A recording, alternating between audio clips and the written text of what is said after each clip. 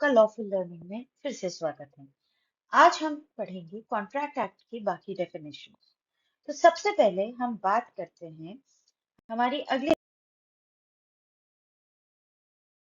तो सबसे पहले करते हैं अग्रीमेंट की डेफिनेशन। अग्रीमेंट जो कि दिया गया है सेक्शन 2E में। सेक्शन 2E में क्या बोला गया है? सेक्शन 2E में बोलते हैं कि every promise and every set of promises forming the consideration for each other is an agreement. देखिए, कंसिडरेशन के लिए बोला गया था, कंसिडरेशन का जरूरी नहीं कि वो पैसा ही हो। तो अगर प्रॉमिस किया गया है या सेट ऑफ प्रोमिसेस हैं जो कि एक कंसिडरेशन फॉर्म कर रहे हैं, तो ये केस में वो बन जाता है एक अग्रीमेंट। अग्रीमेंट में क्या होगा? ऑफर किया गया, उस ऑफर को एक्सेप्ट किया गया, प्रॉमिस बना, प्रॉमिस में कंसिडरेशन आ गया, तो ये बन गया अग्रीमेंट। अब आगे है रेसिप्रोकल प्रॉमिस। सेक्शन 2F बोलता है reciprocal promise, promises which form the consideration or part of the consideration for each other are called reciprocal promises. Reciprocal promises में क्या है कि मैंने भी जो प्रॉमिस किया वो भी कंसिडरेशन बनी, जो सामने वाली पार्टी ने किया वो भी प्रॉमिस बनी। तो हम दोनों ने जो भी बात की है वो एक दूसरे के लिए एक कंसिडरेशन बनी है। ठीक है, दोनों तरफ से कंसिडरेशन जा रही है, तो ये होगी रेसिप्रोकल प्रॉमिस। ठीक है, अब आगे बढ़ते हैं सेक्शन 2G की तरफ। 2G एक बहुत इंपॉर्टेंट सेक्शन है जिसमें की बात की गई है वॉइड अग्रीमेंट की। वॉइड अग्रीमेंट की डेफिनेशन दी है कि an agreement not enforceable by law is void. अब ये ऐसे क्यों बोला गया है? सबसे पहली बात, अग्रीमेंट बना कैसे? एक ऑफर हुआ, एक एक्सेप्टेंस हुआ, कंसिडरेशन हुई, ये बन गया अग्रीमेंट। अभी तक तो सब सही था, बट अब आता है लॉ का रोल। लॉ आया, लॉ ने बोला कि भाई लॉ के अकॉर्डिंग ये इन्फोर्सेबल नहीं है। हम इसको अपनी रोजमर्रा की जिंदगी या आप एक प्रूडेंट इंसान के तौर पे या आप एक हमारे जो नियम कानून है उसके तौर पे इसको लागू नहीं करा सकते। तो मतलब ये अग्रीमेंट इन्फोर्स नहीं होगा। ये इन्फोर्स नहीं होगा तो ये क्या हो जाएगा? वॉइड। ठीक है, अब 2H 2H में बोला गया है an agreement enforceable by law is contract.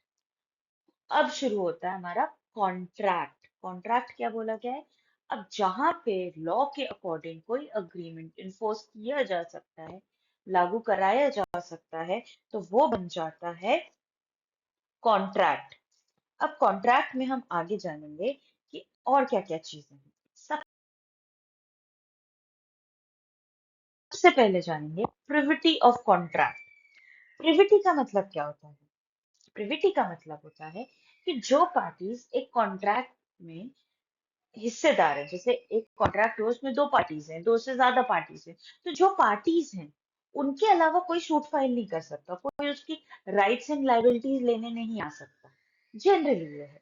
ठीक है, इसके दो रूल्स हैं। पहला कि अगर कोई पर्सन किसी कॉन्ट्रैक्ट की पार्टी नहीं है तो क्लेम भी करने नहीं आएगा, कोई बेनिफिट लेने नहीं आएगा।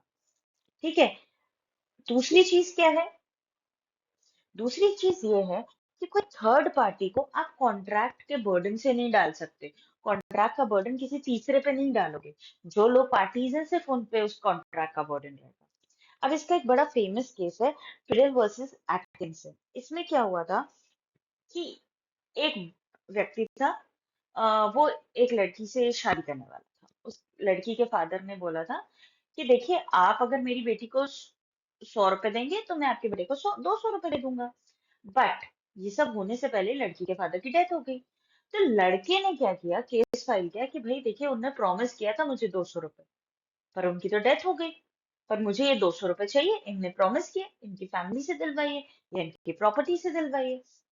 इसमें कोर्ट ने क्या बोला था कि अगर आप पार्टी नहीं है ना, आप सूट फाइल नहीं कर सकते। आपको पैसा मिलना था, आप बेनिफिशियरी थे, पर आप यहाँ पे सूट फाइल नहीं करेंगे। अब इस रूल के कुछ एक्सेप्शंस हैं। सबसे पहला एक्सेप्शन क्या है?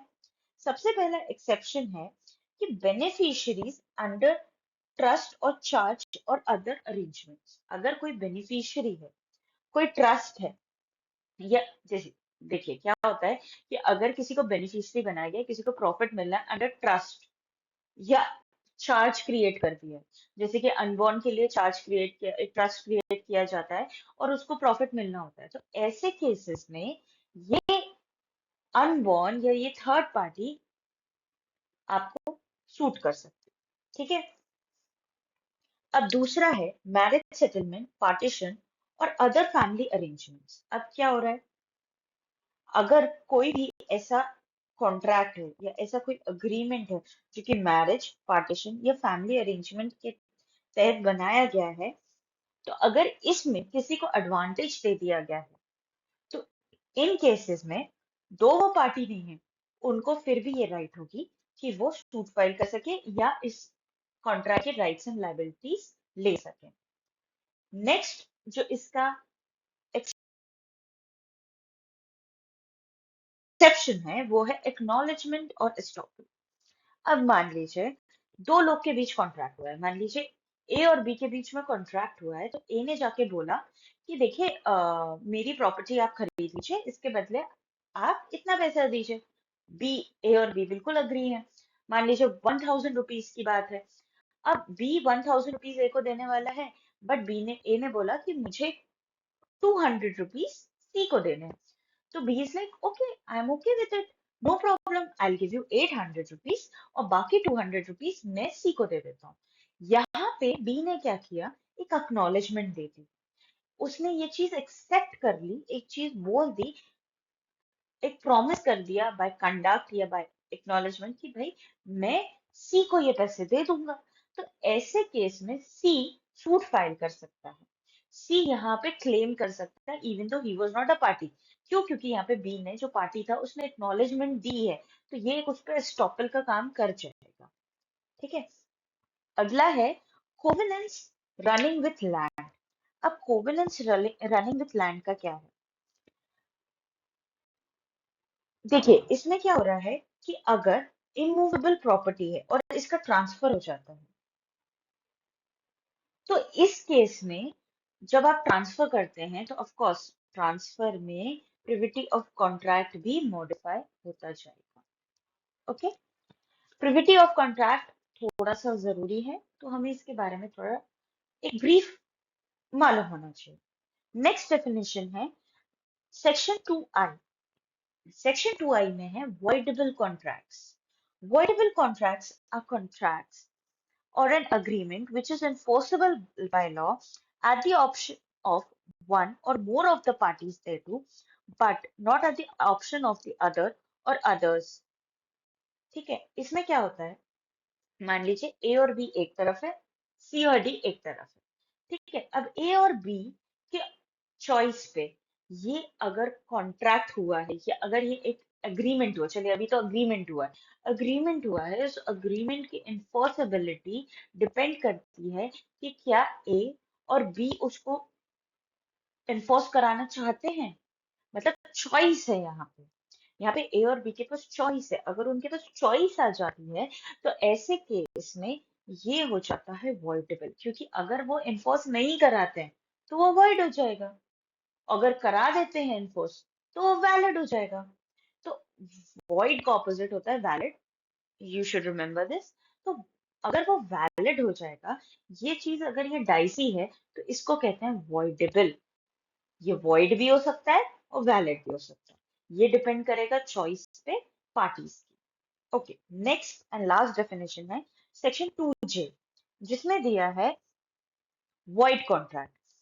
A contract which ceases to be enforceable by law becomes void when it ceases to be enforceable.